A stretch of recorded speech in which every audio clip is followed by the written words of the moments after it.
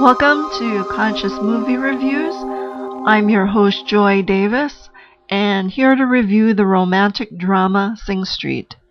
Raised in the south inner city of Dublin in 1985, Connor wasn't thrilled about having to transfer from an expensive fee-paying school to a free state school called Sing Street, CBS. His parents were struggling to make ends meet from reduced hours and pay. What made matters worse was the marital drama from fighting with each other a lot. Brendan, the older brother, was a stoner and college dropout. He took a cynical view of the chaos at home that Connor only tolerated. Typical of Generation Xers who were born roughly between early 1960s to early 1980s, many had unprotected childhoods from an absent father or family divorce. Both of the parents usually worked, leaving behind unsupervised latchkey kids who adapted to become autonomous and resourceful as a consequence of their unstable family life. Their forced independence gave them freedom without responsibility. The archetype of the loner emerged in the 80s that described disenfranchised young men like Brendan. They are characteristically cynical, with a casual disdain for authority towards their parents and even large institutions. As the new kid at Sing Street CBS, Connor attracted the unwanted attentions of the school's ultra-strict principal, Mr. Baxter.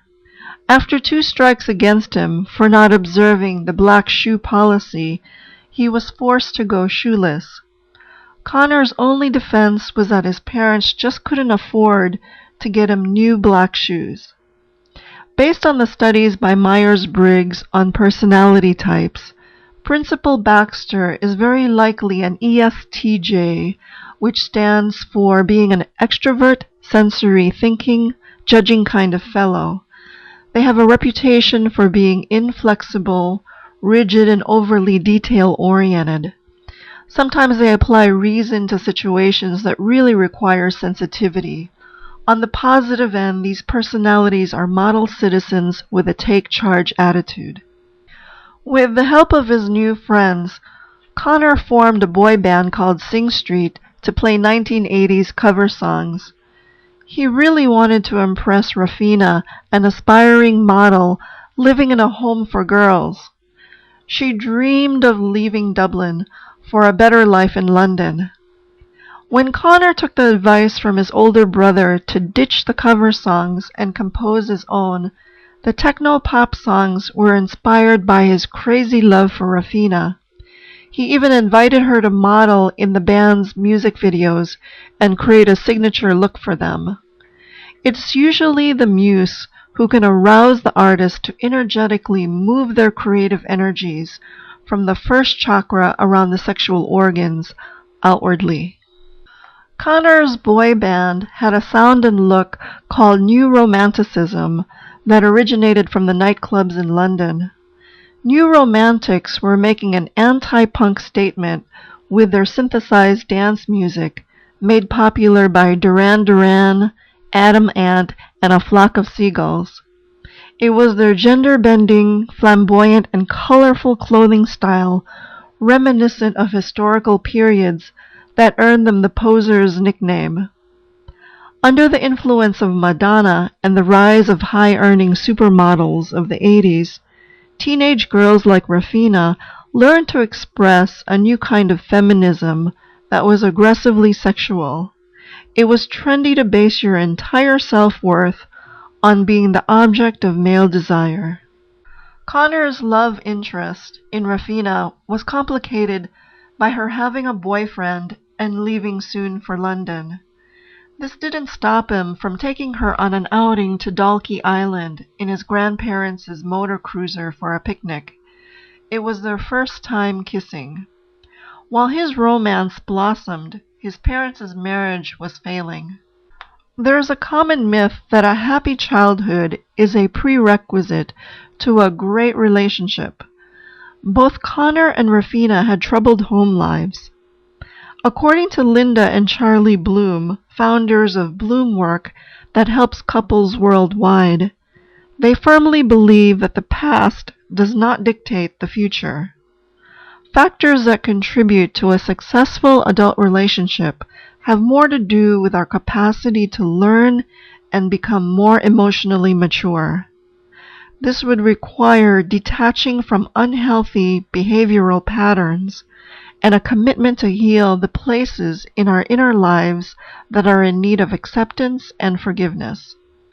When Connor planned for a music video shoot that required a prom scene with Rafina in it, she never showed up, leaving him distraught. Rafina left suddenly for London, only to head straight back to Ireland after being ditched by her abusive boyfriend and rejected by a modeling agency. She cursed herself for turning out exactly like her manic-depressive mom. When she turned on Connor with her arrogant attitude, he quickly rejected her, causing their breakup. Connor's older brother urged him to continue as a budding music artist and perform at the school's end-of-the-year party, even though he's hurting inside. Brendan admitted to having his own musical dreams deferred to live in quiet desperation at home. He thought it was unfair that Connor got to pursue his ambitions easily compared to him.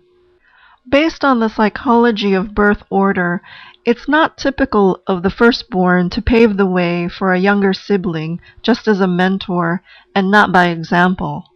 The youngest in the family don't typically take risks. It's usually the eldest. Their bold successes or failures are what the younger siblings learn from. Connor was doing it authentically, giving inspiration to Brendan to live his own life. This was a complete reversal of birth order tendencies. At the concert, Rafina showed up to hear the band's last song. Connor made up with her. In their pursuit of happiness, they spontaneously headed out to sea that evening in the motor cruise for their new life together in London, to the sheer delight of Brendan for their boldness.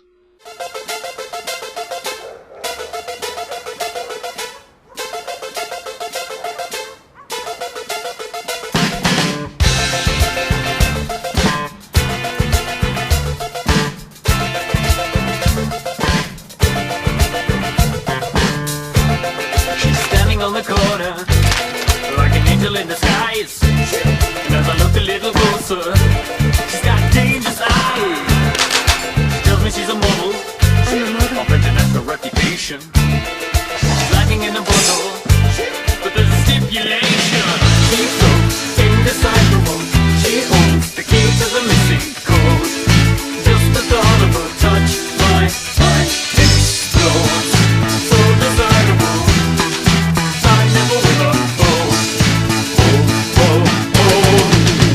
The model.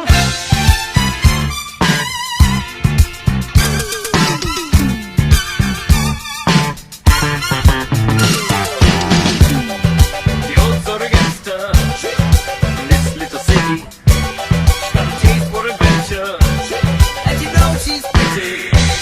She's the face of an angel, the heart of a sinner. And if you play with danger, how you gonna win her? She's so indecipherable. She holds the key to the missing code. Just the thought of her touch, my touch explodes. So desirable.